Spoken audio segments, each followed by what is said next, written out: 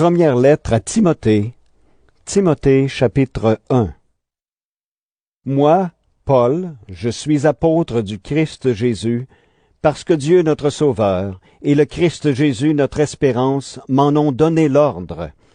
Timothée, c'est à toi que j'écris, toi qui es pour moi un vrai fils dans la foi. Que Dieu le Père et le Christ Jésus notre Seigneur te bénissent, qu'ils te montrent leur amour et te donnent la paix. Comme je te l'ai demandé en partant pour la Macédoine, reste à Éphèse. Là-bas, certains chrétiens enseignent des erreurs. Interdis-leur de faire cela. Qu'ils abandonnent les histoires fausses et les longues listes d'ancêtres. Cela soulève seulement des questions inutiles et ne sert pas le projet de Dieu, connu par la foi. L'ordre que je donne ici a pour but de faire grandir l'amour qui vient d'un cœur pur, d'une conscience bonne et d'une foi sincère. Certains ont quitté ce chemin. Ils se sont perdus dans des discussions qui ne mènent à rien. Au sujet de la loi de Moïse, ils veulent être des maîtres, mais ils ne savent pas ce qu'ils disent. Ils ne connaissent pas ce qu'ils affirment avec tant de force. Oui, nous le savons, la loi de Moïse est bonne, si on s'en sert comme il faut. Comprenons une chose. La loi n'est pas faite pour ceux qui sont fidèles à Dieu. Elle est faite pour ceux qui refusent d'obéir, pour les révoltés, pour les méchants et pour les pécheurs. La loi est pour ceux qui ne respectent pas Dieu ni les choses de Dieu, pour ceux qui tuent leur père ou leur mère, pour les assassins. La loi est pour les gens qui ont une vie immorale, pour les hommes qui couchent avec des jeunes gens, pour les marchands d'esclaves. La loi est aussi pour les menteurs et ceux qui font des serments faux. Elle est pour tous ceux qui agissent, d'une façon ou d'une autre, contre l'enseignement juste. Cet enseignement se trouve dans la bonne nouvelle qui fait connaître le Dieu plein de gloire. Dieu, qui veut notre bonheur, m'a confié cette bonne nouvelle. Je remercie le Christ Jésus, notre Seigneur. Il m'a jugé digne de confiance en me prenant à son service, et il m'a donné la force nécessaire. Pourtant, avant, je l'avais insulté, je l'avais fait souffrir, j'avais été violent. Mais Dieu a eu pitié de moi. J'agissais ainsi sans savoir ce que je faisais. En effet, je ne croyais pas au Christ, mais la bonté de notre Seigneur pour moi a été immense. J'ai reçu la foi et aussi l'amour qui vient du Christ Jésus. Voici une parole sûre, qui mérite d'être acceptée par tous. Le Christ Jésus est venu dans le monde pour sauver les pécheurs. Et moi, je suis le premier des pécheurs. Mais Dieu a eu pitié de moi. Alors le Christ Jésus a pu montrer toute sa patience pour moi, le premier des pécheurs. C'est un exemple pour ceux qui croiront en lui et qui recevront la vie avec Dieu pour toujours. Que tout le monde honore Dieu et lui rende gloire pour toujours. Il est le roi qui vit sans fin, qui ne meurt pas, que personne ne voit, le Dieu unique. Amen. Timothée, mon fils, voilà l'enseignement que je te confie. Il est en accord avec les paroles que des prophètes ont dites sur toi autrefois. Ces paroles te donneront du courage, et tu pourras mener le beau combat avec foi et avec une conscience bonne. Quelques-uns ont refusé d'écouter leur conscience, et ainsi ils ont perdu la foi. Parmi eux, il y a Hyménée et Alexandre. Je les ai livrés à Satan. Ainsi, ils apprendront à ne plus insulter Dieu. Première lettre à Timothée, chapitre 2. Avant tout, je recommande ceci. Il faut faire des demandes à Dieu, le prier, le supplier et le remercier pour tous les êtres humains. Il faut prier pour ceux qui nous gouvernent et pour toutes les autorités. Alors nous pourrons mener une vie calme et tranquille en étant fidèles à Dieu et en nous conduisant bien. Voilà ce qui est beau et ce qui plaît à Dieu notre Sauveur. Il veut que tous soient sauvés et arrivent à connaître la vérité. En effet, il y a un seul Dieu. Il y a aussi un seul intermédiaire entre Dieu et les êtres humains. C'est un être humain, le Christ Jésus, qui a donné sa vie pour libérer tous les humains. C'est là le témoignage que le Christ a donné au moment fixé par Dieu. Et c'est à cause de ce témoignage que Dieu a fait de moi un messager et un apôtre. Il m'a chargé d'enseigner aux non-juifs ce qu'il faut croire et ce qui est vrai. Je dis la vérité, je ne mens pas. Je veux donc que les hommes prient partout, en levant les mains vers le ciel.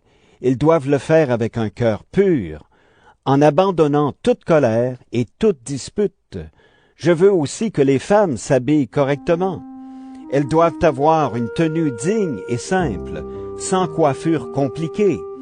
Elles ne doivent pas porter de bijoux en or, ni de perles ou d'habits trop chers, mais elles doivent montrer leur beauté par leurs bonnes actions. Cela convient à des femmes qui affirment leur amour pour Dieu. Pendant l'enseignement, les femmes doivent rester tranquilles en écoutant avec respect. Je ne leur permets pas d'enseigner ni de dire aux hommes ce qu'ils doivent faire.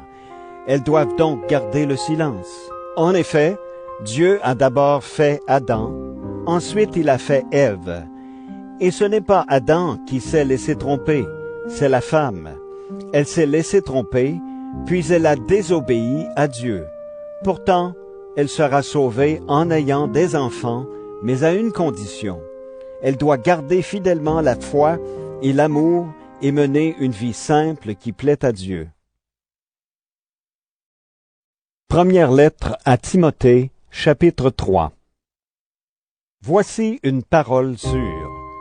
Si quelqu'un veut être un des principaux responsables de l'Église, il désire une belle fonction. Alors il faut que ce responsable soit sans défaut. Il doit s'être marié une seule fois, être sobre, raisonnable et correct. Il doit bien recevoir les gens qui viennent chez lui. Il faut qu'il soit capable d'enseigner. Il ne doit pas être buveur ni violent, mais doux et calme. Qu'il n'aime pas l'argent. Il doit bien diriger sa famille et avoir des enfants qui obéissent avec respect. Si quelqu'un ne sait pas diriger sa famille, comment peut-il s'occuper de l'Église de Dieu? Le responsable ne doit pas être un nouveau chrétien, sinon l'orgueil peut le rendre aveugle. Et il risque d'être condamné comme l'esprit du mal. Il faut aussi que les non-chrétiens pensent du bien de ce responsable. Alors personne ne dira de mal de lui, et il ne tombera pas dans les pièges de l'esprit du mal. Il faut aussi que les diacres soient des hommes respectables et sincères. Ils ne doivent pas boire trop de vin, ni chercher à gagner de l'argent de façon malhonnête. Il faut qu'ils gardent la vérité de la foi avec une conscience pure. On doit d'abord les examiner. Ensuite, si on n'a rien à leur reprocher, ils pourront servir comme diacres. Les femmes qui sont diacres doivent aussi être respectables. Elles ne doivent pas dire du mal des autres. Elles doivent être sobres et dignes de confiance en toutes choses. Les diacres doivent s'être mariés une seule fois. Il faut qu'ils dirigent bien leurs enfants et leurs familles. Oui, ceux qui font bien leur travail de diacre seront honorés. Ils auront beaucoup d'assurance parce qu'ils croient au Christ Jésus. Je t'écris tout cela en espérant aller te voir bientôt. Mais si je n'arrive pas tout de suite, tu sauras par cette lettre comment te conduire dans la famille de Dieu. Cette famille, c'est l'Église du Dieu vivant qui soutient et protège la vérité. Oui, c'est sûr. Elle est grande, la connaissance mystérieuse que la foi nous donne. Le Christ s'est montré en devenant un homme, et il était juste, l'Esprit Saint l'a prouvé.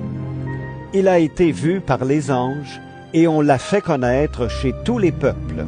Sur la terre, on a cru en lui, et dans le ciel, il a reçu la gloire de Dieu. Première lettre à Timothée, chapitre 4. L'Esprit Saint le dit clairement.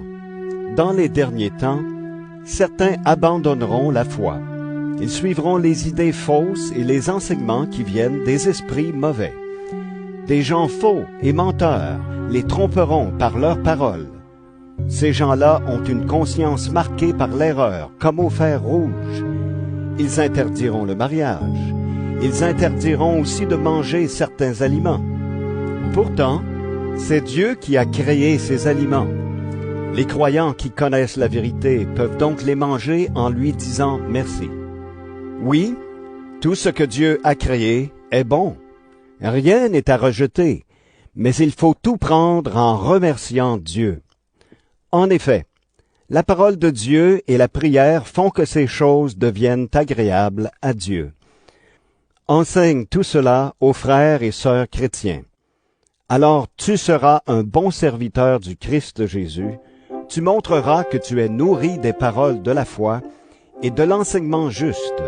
Cet enseignement, tu l'as suivi fidèlement. Mais rejette les histoires fausses et contraires à la foi. Entraîne-toi plutôt à rester fidèle à Dieu. L'entraînement du corps est utile, mais à peu de choses.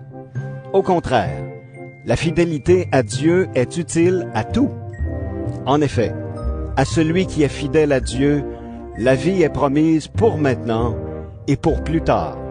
C'est là une parole sûre, qui mérite d'être reçue par tous. Oui, nous travaillons durement et nous combattons, parce que nous avons mis notre espérance dans le Dieu vivant. Il est le sauveur de tous, surtout de ceux qui croient. Voilà ce que tu dois commander et enseigner.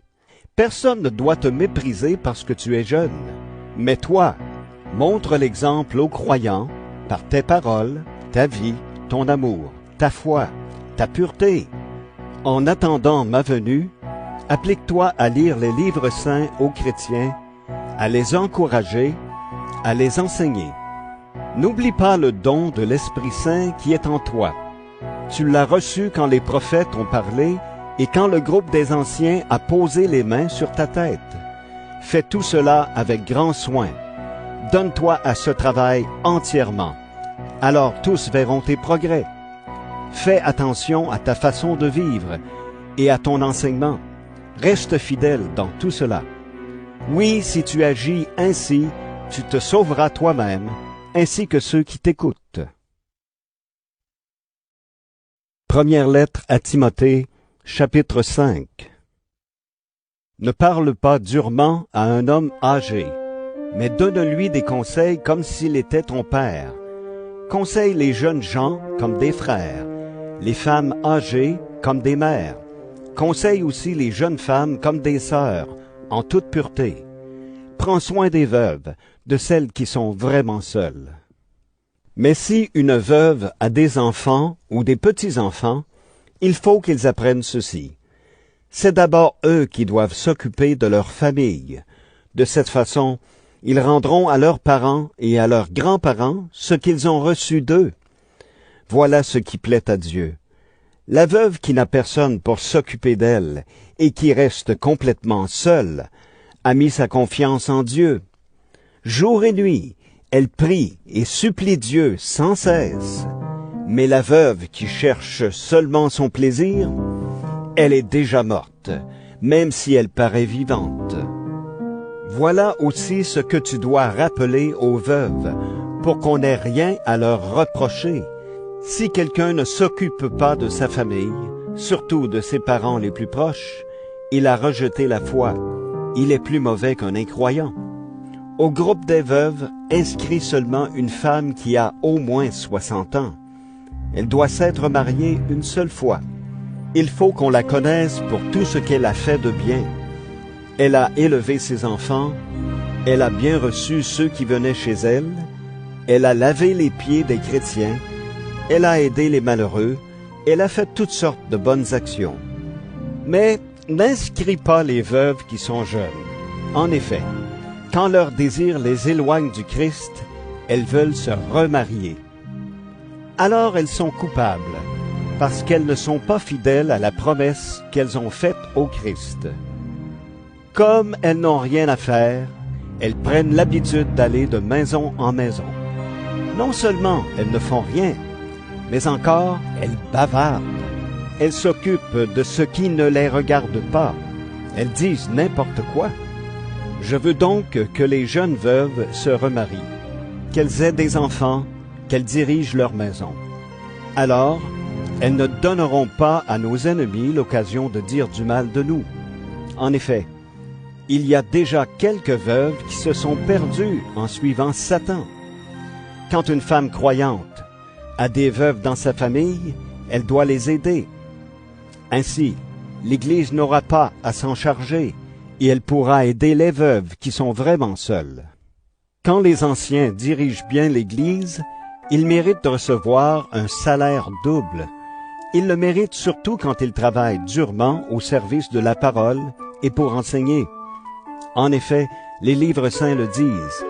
Quand le bœuf travaille pendant la récolte, ne l'empêche pas de manger les épis. Et encore, l'ouvrier doit recevoir un salaire. Il faut 2 ou 3 témoins pour accuser un ancien. Sinon, n'accepte pas qu'on l'accuse. Fais des reproches devant tout le monde à ceux qui commettent des péchés. Alors les autres aussi auront peur de mal faire. Voici ce que je te demande avec force devant Dieu, devant le Christ Jésus et devant les anges de Dieu. Respecte tout cela sans être injuste, sans faire de différence entre les gens. Ne te presse pas de poser les mains sur la tête de quelqu'un. Ne participe pas au péché des autres. Toi-même, garde-toi pur. Ne bois pas seulement de l'eau. Prends un peu de vin à cause de ton estomac, puisque tu es souvent malade. On s'aperçoit tout de suite des péchés de certaines personnes avant même de les juger. Au contraire, chez d'autres, on s'en aperçoit seulement plus tard. Les bonnes actions, elles aussi, se voient tout de suite. Même celles qu'on ne voit pas tout de suite ne peuvent pas rester cachées. Première lettre à Timothée, chapitre 6. Tous ceux qui sont esclaves doivent penser ceci. Leurs maîtres sont dignes d'un grand respect. Alors on ne se moquera pas du nom de Dieu ni de notre enseignement. Les esclaves qui ont des maîtres croyants sont leurs frères. Mais ce n'est pas une raison pour que ces esclaves leur manquent de respect. Au contraire, ils doivent les servir encore mieux. En effet, ces maîtres qui profitent de leur service sont des croyants aimés de Dieu. Voilà ce que tu dois enseigner et recommander. Il y a des gens qui enseignent des erreurs. Ils ne suivent pas les vraies paroles de notre Seigneur Jésus-Christ, ni l'enseignement qui va avec notre foi. Ce sont des gens que l'orgueil rend aveugles. Ce sont des ignorants, des malades qui discutent et se battent sur des mots. Cela provoque des jalousies, des disputes, des insultes, des soupçons méchants, des discussions sans fin entre personnes qui ont l'intelligence tordue.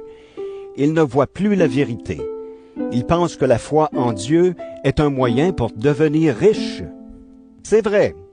La foi en Dieu est une grande richesse, à une condition. Il faut se contenter de ce qu'on a. Nous n'avons rien à porter sur cette terre, et nous ne pouvons rien emporter non plus. Alors, si nous avons de quoi manger et nous habiller, cela doit nous suffire. Mais ceux qui veulent devenir riches tombent dans la tentation. De nombreux désirs stupides et dangereux les prennent au piège. Ils conduisent les gens vers la mort et les détruisent. Oui, la racine de tous les malheurs, c'est l'amour de l'argent. Plusieurs l'ont trop cherché, c'est pourquoi ils se sont perdus loin de la foi. Ils ont beaucoup souffert, et c'est leur faute. Mais toi, homme de Dieu, évite ces choses-là. Cherche à être juste, sois fidèle à Dieu, vis avec foi, amour, patience et douceur. Combat le beau combat au service de la foi, afin de vivre avec Dieu pour toujours. C'est pour cette vie qu'il t'a appelé. Tu as reconnu cela le jour où tu as affirmé clairement ta foi devant beaucoup de témoins. Et maintenant, je te donne un ordre en présence de Dieu, qui donne la vie à toutes choses. Je le fais aussi en présence du Christ Jésus, qui a rendu un beau témoignage devant Ponce Pilate. Garde le commandement que tu as reçu, en restant sans tache et sans défaut, jusqu'au jour où notre Seigneur Jésus-Christ paraîtra. C'est Dieu qui fera paraître le Christ au moment qu'il a fixé. Il est la source du bonheur et le seul maître de tout, le roi des rois et le Seigneur des seigneurs. Il est le seul qui ne meurt pas. Il habite une lumière que nous ne pouvons pas atteindre. Personne ne l'a vu. Personne ne peut le voir.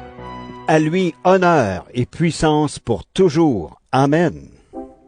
Recommande aux riches de ce monde de ne pas être orgueilleux, qu'ils ne mettent pas leur confiance dans une richesse qui ne dure pas, mais qu'ils la mettent en Dieu. C'est lui qui nous donne toutes choses généreusement pour que nous en profitions. Dis-leur de faire le bien, d'être riches en actions bonnes, qu'ils donnent de bon cœur et partagent avec les autres. Ainsi, ils mettront en réserve pour l'avenir un trésor beau et solide, et ils pourront posséder la vraie vie. Timothée, garde fidèlement ce que Dieu t'a confié. Évite les discours creux et contraires à la foi, les critiques présentées par une fausse connaissance. Certains ont cru posséder cette connaissance, ils se sont éloignés de la foi. Que l'amour de Dieu soit avec vous.